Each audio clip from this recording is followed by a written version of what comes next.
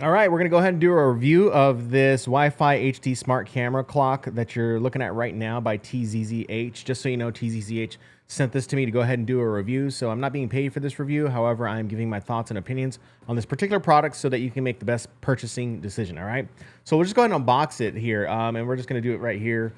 Show you what it is. Comes in just a pretty sturdy box. So we'll take that top off, and it does come with some instructions right there. And we're gonna have to scan an app, I'm sure, so that we can go ahead and set this clock up.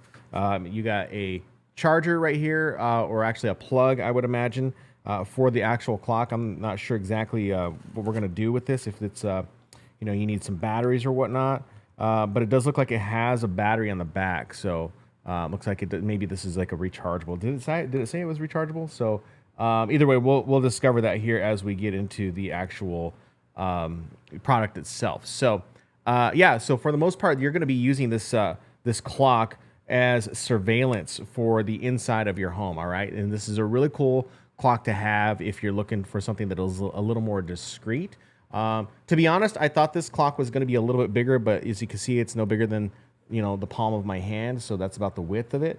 So yeah, that's what you're going to get. It does have a protective covering. It does have a mirror on it. So kind of like some mirror on it. But once we plug it in, we should be able to see what the actual digital display looks like. So once we set this up actually in our phone, it should be pretty simple to go ahead and do, but we need to do that inside of the phone, and we probably need to charge this too. So what I'm going to go ahead and do is I'm going to go ahead and charge this, get this all ready to go, and then we'll come back to the video, and then we'll show you kind of what's going on with it. All right, so let's go ahead and let's show you this clock. So I have already gone ahead and I have downloaded the app, and I have set the time on this. So one thing that I did notice after using this for quite some time is I did notice that you can have this running on a battery. This works great as, say, like a camera, clock camera for the room for the baby, things like that. This would be really great for it. But I would recommend that you do have it plugged into a plug and into the wall, because it will run dead pretty fast. So just kind of keep that under in mind whenever you go ahead and do that. All right. So one other thing before we jump into the app, I want to let you know that this does run a little hot on the top, so you can feel the heat running a little. It's a little warm, so that's why I do recommend that you keep it plugged in. Okay, so but it won't catch fire or anything like that. It just gets warm, and the more that you use the app, the warmer it gets, because you're trying to operate more on that. So that's just kind of a heads up. It doesn't get hot. It just gets warm, like as if you were using your phone a lot. So that's just kind of a heads up on that. All right.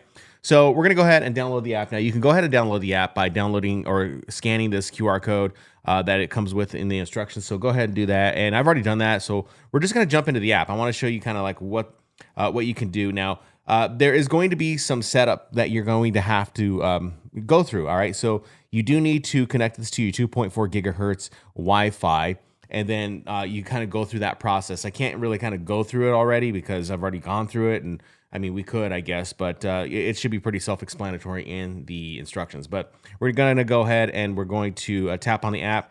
And it's saying right now that it is connecting and that it is online. So I've got the camera right here pointed to my iPad that we're filming on. And we can go ahead and see that. And there's a live look right there. If I move the camera around, you can see that I'm moving the camera around, and you can see my desk right there. You can see me going ahead and doing this. So that's just kind of an idea, all right, of what you're looking at whenever you tap on this and you set it all up, okay?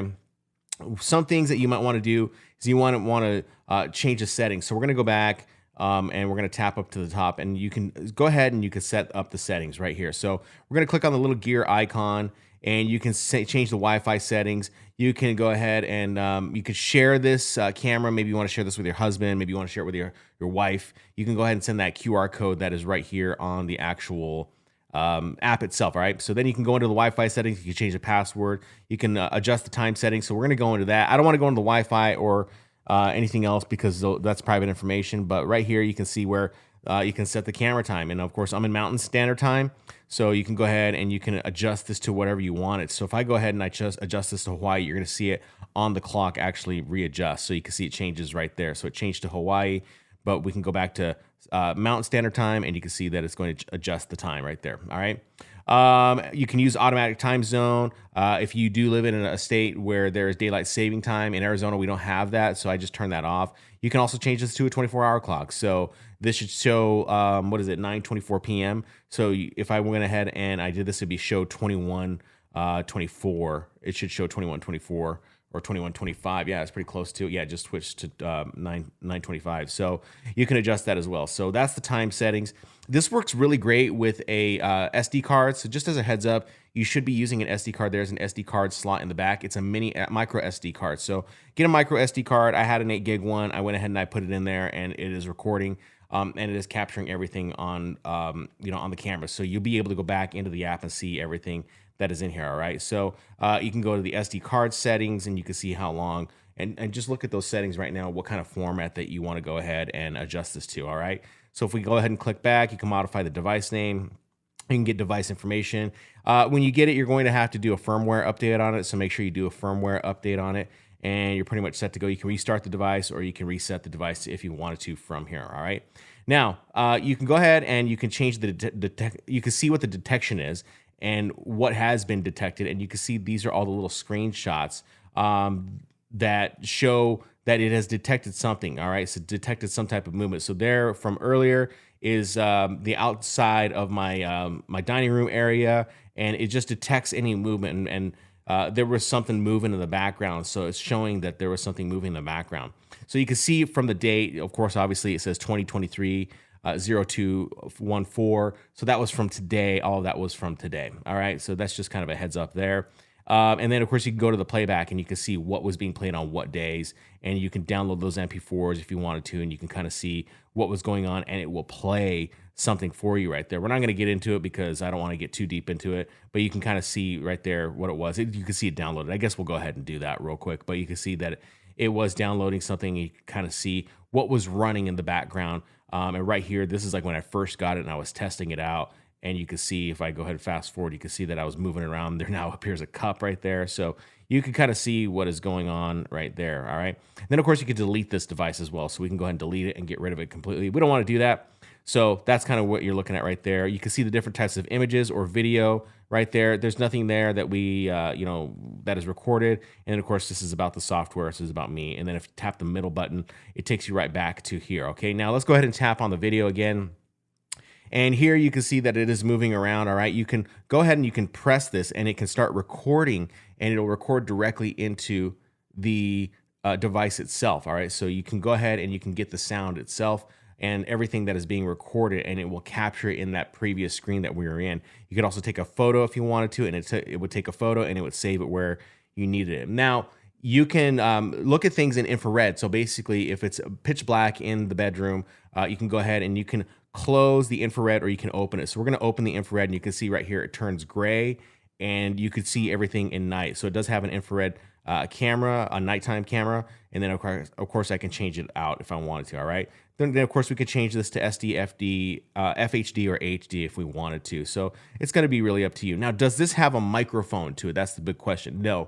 It does not have a microphone, or I'm sorry, does this have a speaker to a microphone that you can speak out of the camera? No, it does not. At least that's not what I have experienced with it. But you can press this button, and you can monitor the sound. It's like a baby monitor, really. You can monitor the sound that is coming from the bedroom. So if you press that button, it'll turn green. And then, of course, if I go ahead and I turn it off, it will go blue and it'll mute it. But you can't hear anything. There's no speaker in here at all, okay? So you can also come here and you can change it and make it full on the screen. We don't want to do that.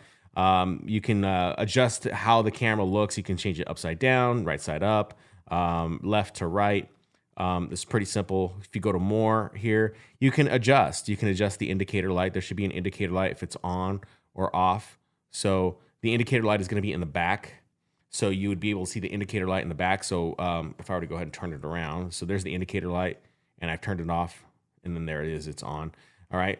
As far as the clock screen, you could turn the clock screen on or off. So if I wanted to do that, it turns the clock screen off, or it turns it back on. All right. And you can adjust the contrast of what the camera is going to be showing on the screen right here, and the microphones, how loud you want the microphone to pick up sound. So that's just something that you can go ahead and you can look at. All right. Some things that I did have trouble finding though on this is that it does have notifications, and I can't seem to get rid of the 5 notifications that are there. So I do believe it's just going to take me trying to get used to the actual app itself and using this. So overall, I would say that this is a pretty decent clock camera. I would keep it plugged into a wall outlet if I were you. So I would get some type of plug that plugs into a USB and then plugs into this right back here in the back. And just, you could put it in your bedroom if you want to monitor like a baby, or maybe you wanted to just monitor your house altogether. It's a great little camera that you can go ahead and use. It will take some time to go ahead and get used to using the actual camera and the app itself. But for the most part, yeah, it's it's worth the money, worth having if you're looking for a little bit more safety or looking for a little bit more comfort, knowing that everything is safe in your home, or maybe your child is not jumping the crib or anything like that.